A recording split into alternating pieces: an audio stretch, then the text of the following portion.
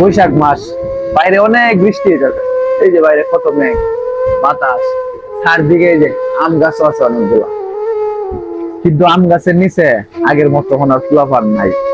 এখন সবাই অনেক টাকা আছে, সবাই টেয়া দিয়ে এখন আম টাম কিনে না খাইতে পারে।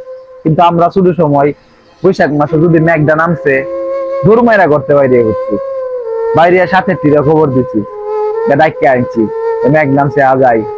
যার গাছের আম দিয়ে বেশি মজা আছে, বড় বড় দৌড়মাইরা গিয়ে সব দিয়ে গাছের নিচে খারে দিচ্ছি, কোন সময় আম করবো আর আমরা না খাই আম।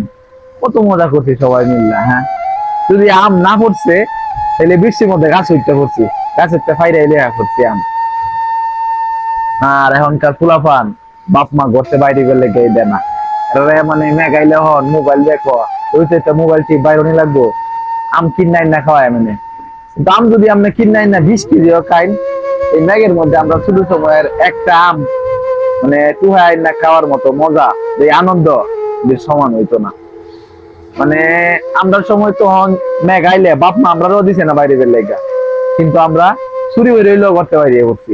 সাথে ঠিক বাপ মা যদি না দিছে, আমরা ইশারা ইঙ্গিতে ডাকছি, হাততালি দিছি, কুত্তার ডাক বিলাইয়ের মতো ডাক দিছি, যাতে মানে গর্তে বাইরে আয়ে আমরা আগে আমটুহানি লাগবো।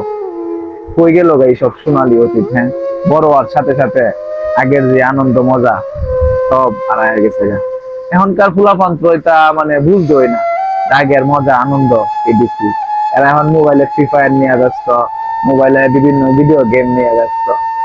আর আমরা শুধু সময় কত আনন্দ করছি, এই ম্যাগি বিজ্জা মানে কত ছুটাছাটি করছি, মানে বাড়ির উত্তর থেকে দক্ষিণ, হেমাতে হেমাতে। আর মানে মেঘটা নামলে যেমন আমরা আর ঈদ লাগিয়ে গেছে গা ফুলাপান্তের সবাই, কত দৌড়াদৌড়ি বললো এই সেই, মায়েরও খাইছি ঘরের থেকে। হ্যাঁ, এই সময়গুলো আর চাইলেও ফেরত আনা যাইতো। খুব মিস করি সময়গুলো।